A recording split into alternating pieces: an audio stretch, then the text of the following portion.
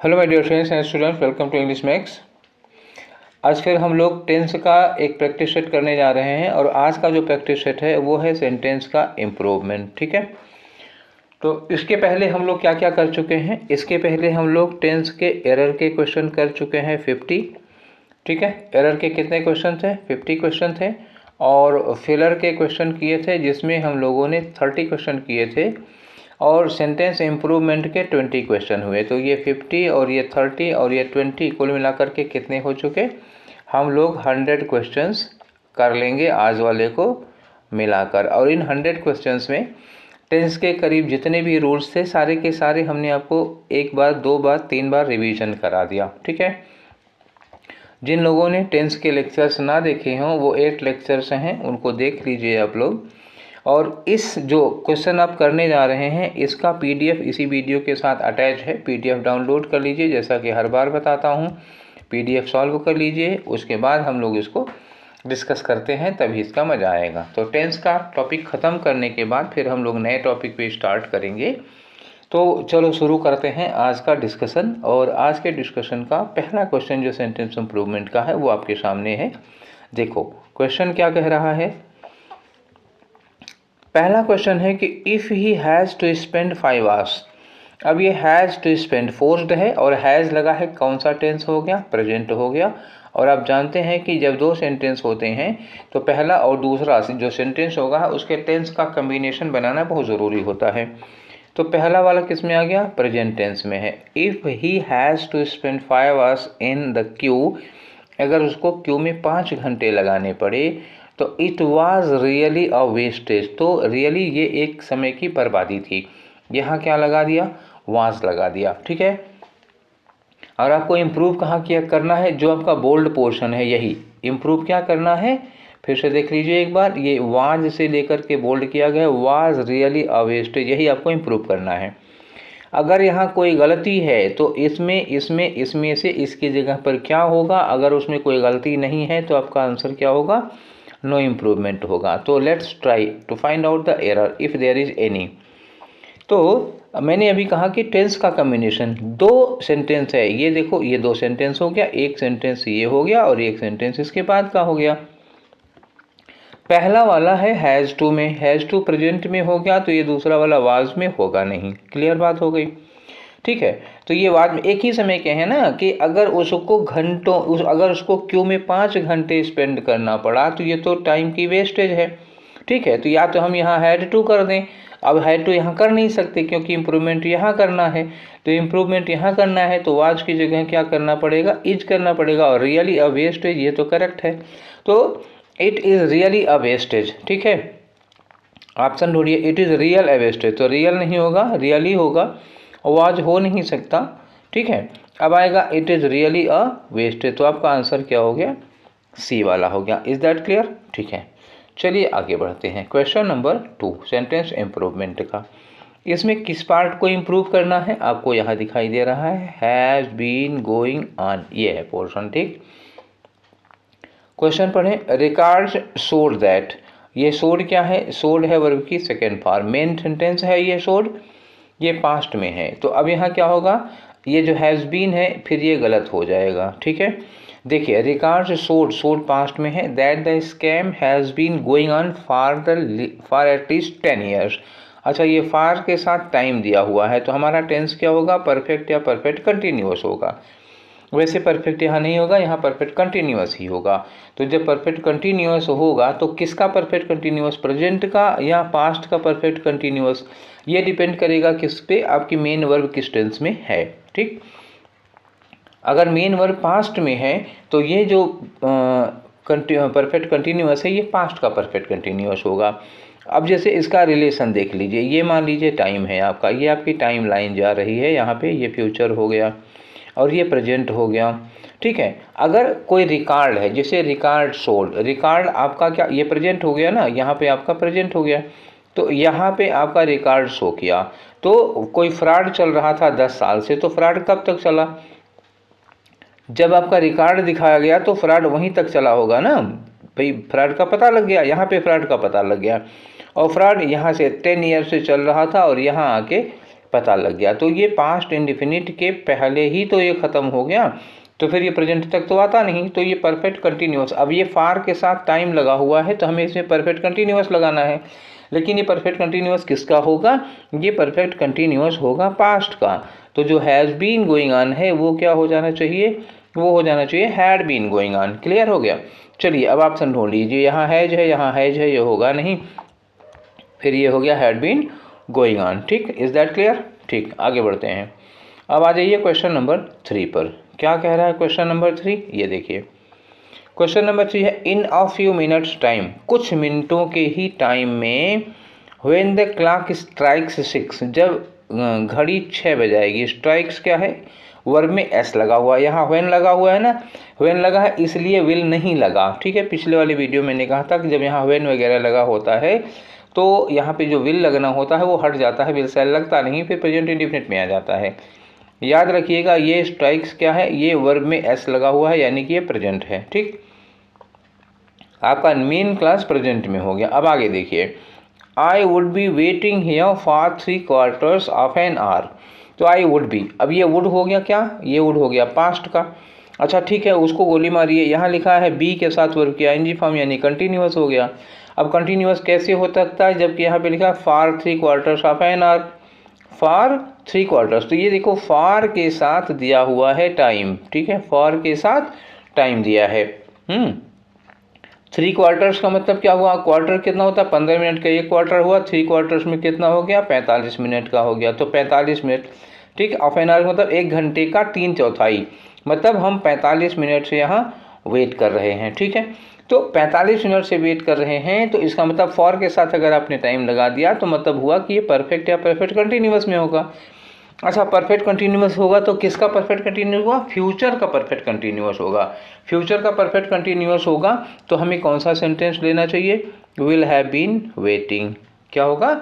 Will have been waiting. ठीक है, ये शैल बी वेटिंग और विल बी वेटेड ये तो होगा नहीं। ठीक है ना, ये नहीं हो सकता, फिर ये विल हैव बीन वेटिंग हो जाएगा। क्लियर हो गया तीसरा क्वेश्चन। अब आगे बढ़ जाओ क्वेश्चन नंबर 4।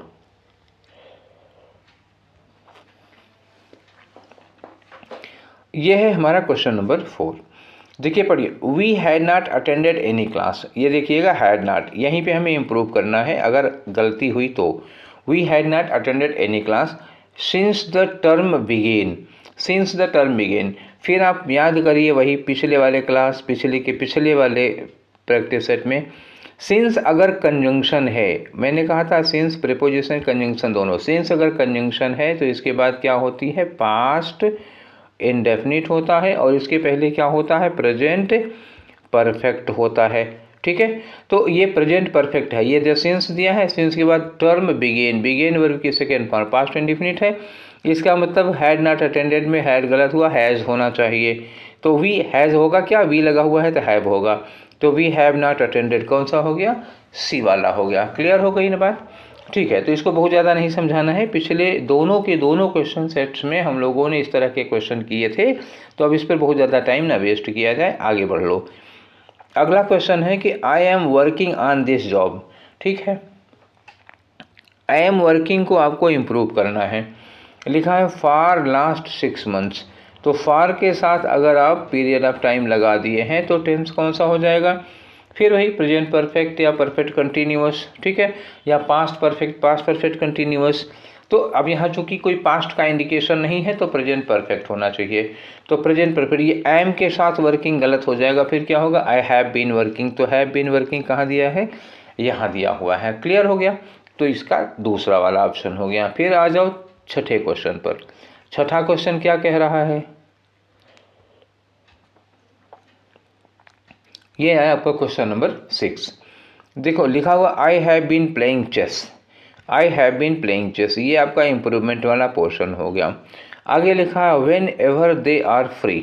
सॉरी, ये आई नहीं है, दे है। तो they have been playing chess whenever they are free. Whenever they are free, ये व्हेन एवर लगाने का मतलब क्या हुआ? ये रूटीन हो जाती है, आदत बताती है किसी की। तो व्हेन एवर का मतलब क्या हुआ? रूटीन या हैबिट, यानी कि ये रिपीटेड एक्शन है। ऐसा व्हेन एवर लगाने का मतलब हुआ कि ऐसा बार बार होता है। जब भी वो फ्री होते हैं तब चेस खेलते हैं, जब भी फ्री होते हैं तब भी चेस खेलते हैं। तो रूटीन और हैबिट के साथ हम लोग क्या यूज़ करते हैं, प्रेजेंट का इंडेफिनिट, ठीक है, क्योंकि व्हेनेवर दे आर फ्री लिखा है। अगर लिखा होता व्हेनेवर दे वर फ्री तो ये हम पास्ट इंडेफिनिट लगाते, व्हेनेवर दे आर फ्री तो इसका मतलब यहाँ हम प्रेजेंट का इंडेफिनिट यूज करेंगे। अब प्रेजेंट इंडेफिनिट का स्ट्रक्चर ढूंढो कौन सा होगा, दे लगा है, प्ले होगा, ठीक है ना। तो प्रेजेंट इंडेफिनिट के अफर्मेटिव सेंटेंस में दे के साथ वर्ब की फर्स्ट फॉर्म प्ले लगेगी, कौन सा हो गया, ये सी वाला हो गया, ठीक है। अब आ जाओ क्वेश्चन नंबर 7 में। क्या है क्वेश्चन नंबर 7, ठीक है, पढ़िए। लिखा हुआ है आई वॉज शॉक्ड, देखो ये वाज के साथ शॉक्ड, हालांकि यहाँ इंप्रूवमेंट करना नहीं है, हमें इसके टेंस से लेना देना है कि आई वॉज शॉक्ड किस में है, पास्ट में है, ठीक है। I was shocked to learn, ये जानकर मुझे शॉक लगा, दैट के साथ दूसरा सेंटेंस है कि no one was knowing where the files were kept, यहाँ देखो वर लगा हुआ है, मतलब ये पास्ट वो पास्ट, सब पास्ट का कम्बिनेशन है। यहाँ लिखा है वाज के साथ नोइंग, टेंस तो पास्ट का है लेकिन ये नॉन कंटिन्यूअस वर्ब होती है। मैंने आपको बताया था कि नो जो लिखा होता है ना, no, understand, need, agree, doubt, इस तरह की बहुत सारी वर्ब होती है जो नॉन कंटिन्यूअस वर्ब होती हैं, जिनको हम कंटिन्यूअस टेंस में नहीं यूज़ कर सकते हैं। तो नो नॉन कंटिन्यूअस है तो किस में हो जाती है, फिर ये इंडेफिनिट टेंस में होगी या तो परफेक्ट टेंस में होगी, बस दो टेंस इनके लिए हो सकता है, कंटिन्यूअस परफेक्ट कंटिन्यूअस हो ही नहीं सकता है, ठीक है। आप ऑप्शन ढूंढिए, ठीक है, तो ऑप्शन ढूंढिए, तो पास्ट में जाना है, ये भी आप ध्यान रखिएगा कि सेंटेंस कौन सा है, ये शॉक्ड पास्ट में है, वर्ब भी पास्ट में है, ठीक है। तो नो वन न्यू क्या हो जाएगा, ये आपका हो गया नो वन न्यू, ठीक है, पास्ट इंडेफिनिट का सेंटेंस आया, ठीक। अब आगे आ जाओ, अगला है हमारा क्वेश्चन नंबर 8। क्या है क्वेश्चन नंबर 8 में, इसको भी पढ़िए, देखते हैं। ये रहा आपका क्वेश्चन नंबर 8, लिखा है the police break open, police plural है, इसके साथ ब्रेक ओपन है, यही पोर्शन आपको इम्प्रूव करना है, ब्रेक ओपन, पुलिस प्लूरल है, ब्रेक ओपन प्लूरल है, और ये हो गया प्रेजेंट इंडेफिनिट। तो प्रेजेंट इंडेफिनिट तभी लगा सकते हैं जब रूटीन या रेगुलर एक्शन होता है या किसी की हैबिट होती है, इस तरह की कोई चीज़ होती है, मतलब यूटी टाइप का, यूटी मतलब क्या हुआ, यूनिवर्सल ट्रूथ टाइप का कोई सेंटेंस हुआ, तब हम लगाएंगे, ठीक है। अब अगला देखते हैं, police break open the trunk, ये एक पोर्शन हो गया। एंड के बाद लिखा है फाउंड द लूटेड ज्वेलरी, और पा गए लूटेड ज्वेलरी। अच्छा, एंड के बाद ये वर्ब लगी ना, दूसरी वाली फाउंड है और पहली वाली ब्रेक ओपन है। मैं आपको फिर से दिखाता हूँ इसका स्ट्रक्चर। ये एंड हमारा कंजंक्शन है, एंड के बाद क्या लगा है फाउंड, और एंड से जो और वर्ब जुड़ी है वो क्या है, ब्रेक है।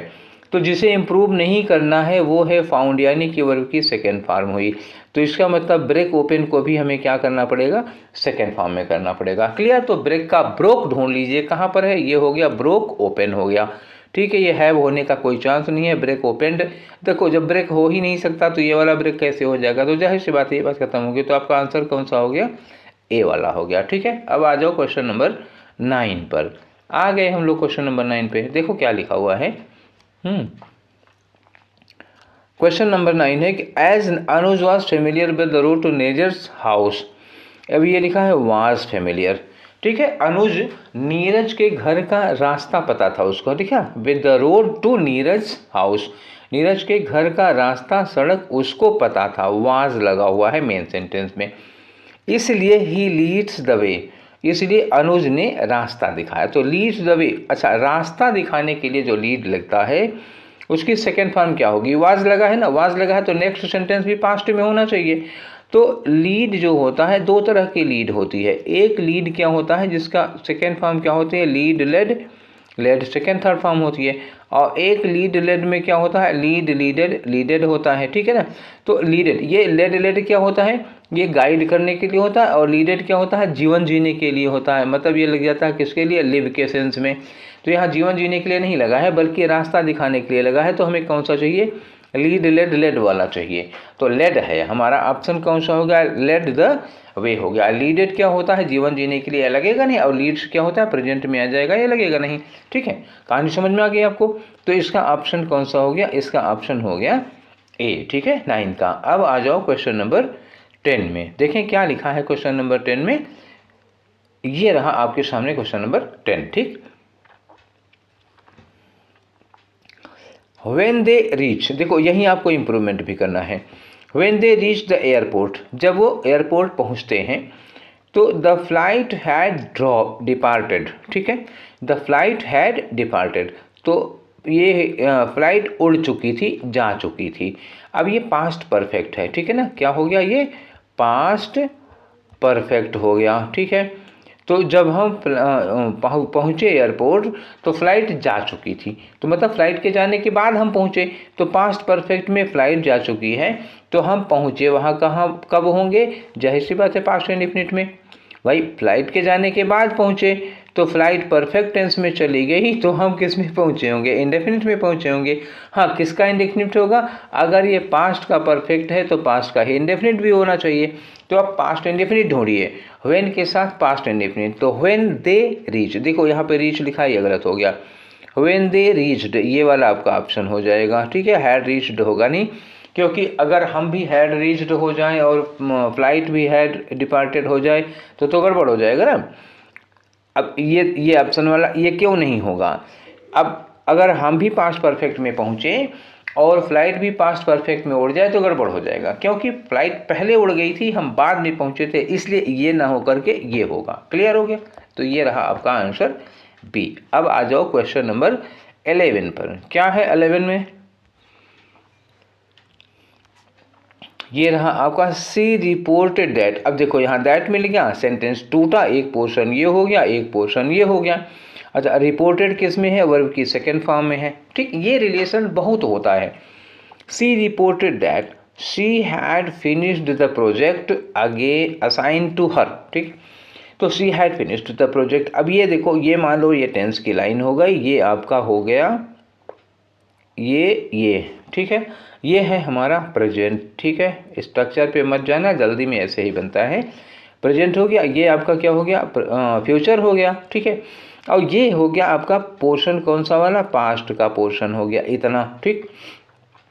सी रिपोर्टेड, उसने रिपोर्ट की, कहाँ पे रिपोर्ट की उसने, यहाँ पे उसने बताई कोई बात, और प्रोजेक्ट उसने पूरा कर लिया था। तो उसने प्रोजेक्ट कब पूरा किया होगा, जब उसने रिपोर्ट किया है यहाँ पर, इसके पहले ही तो उसका प्रोजेक्ट पूरा हुआ है। तो अगर उसने रिपोर्ट किया पास्ट इंडेफिनिट में तो उसका प्रोजेक्ट पूरा हुआ होगा कब, पास्ट परफेक्ट में, क्योंकि पास्ट का पास्ट ये क्या हो गया, पास्ट का पास्ट क्या होता है, पास्ट परफेक्ट होता है। तो इसमें कौन सा ऑप्शन होगा। अब देखो यहाँ सी हैड फिनिश्ड लिखा ही है, अरे जब हैड फिनिश्ड लिखा ही है तो नो इम्प्रूवमेंट करो, ठीक है, क्लियर होगी बात।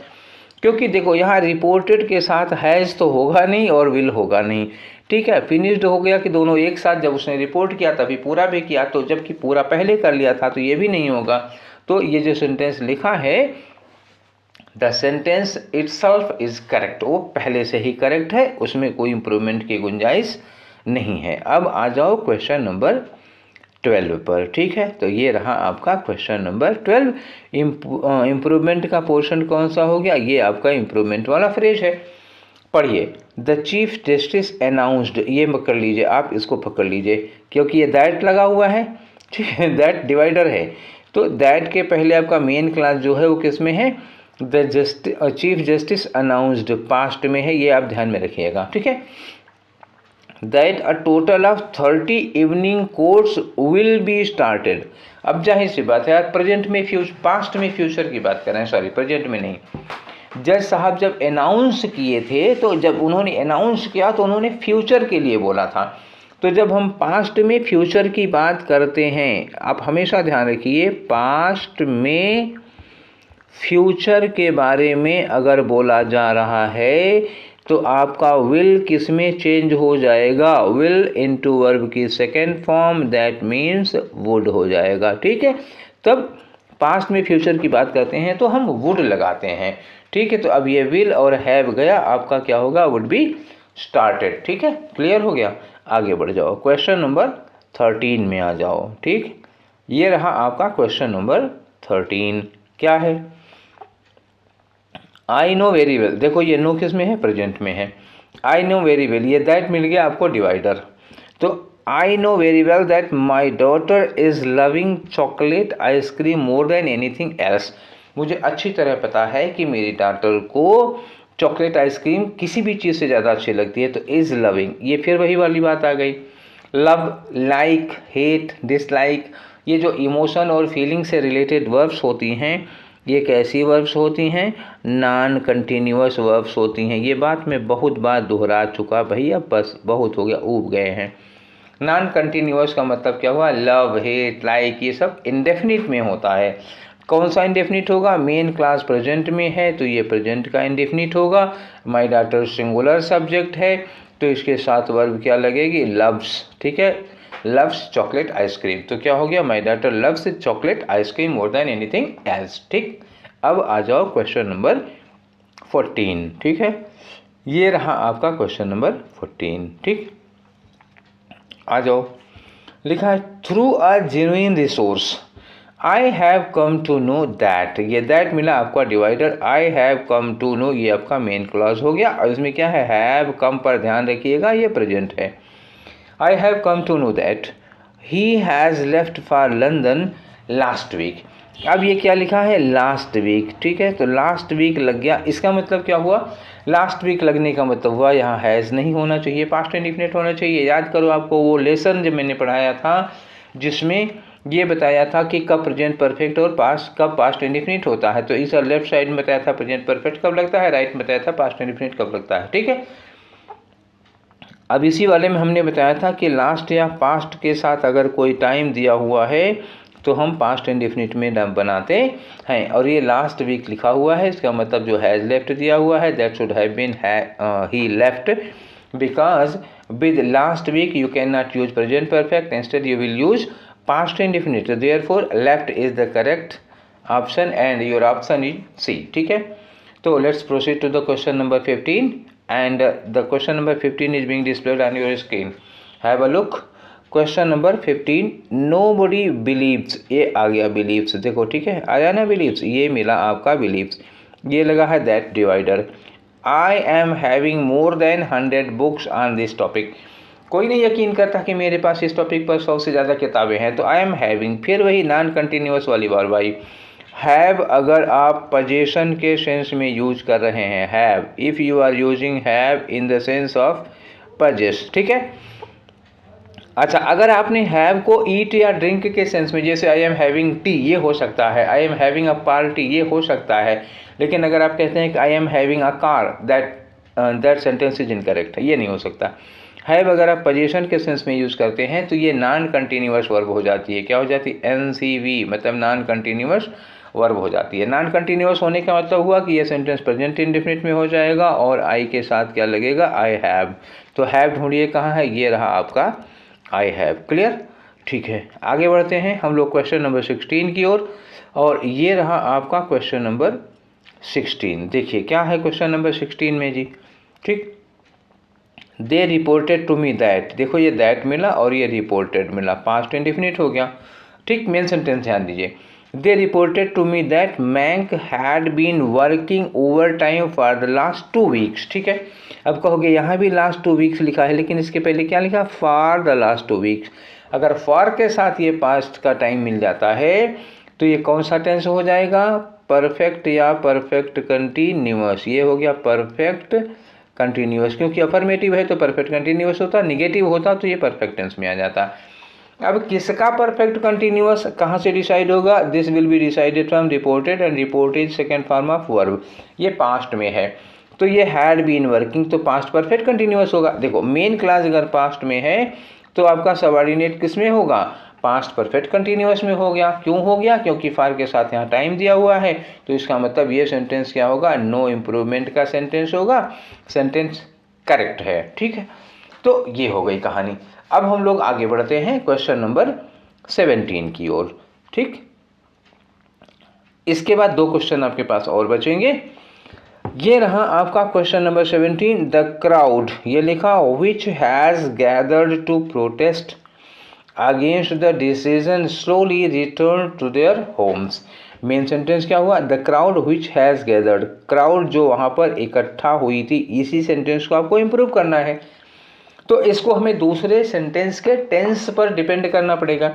द क्राउड जो कि इकट्ठा हुई है, आगे लिखा है टू प्रोटेस्ट, विरोध करने के लिए, अगेंस्ट द डिसीजन। ठीक है, वही crowd slowly returned to their Holmes.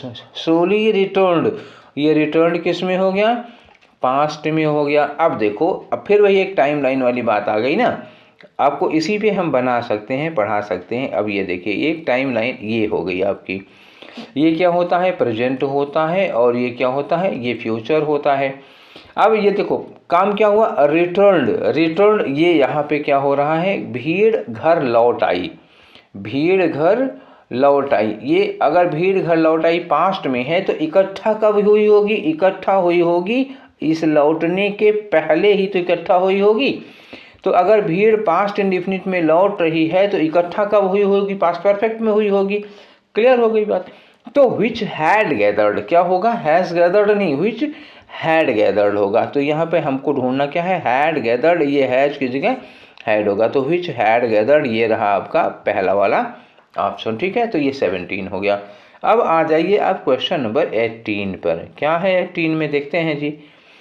ये रहा आपका इट इज़ हाई टाइम। फिर वही बात आपको याद आई कुछ नहीं, जब मैंने ऐसे करके आपको पढ़ाया था कि प्रेजेंट परफेक्ट में क्या क्या लगता है और पास्ट इंडेफिनिट में क्या लगता है।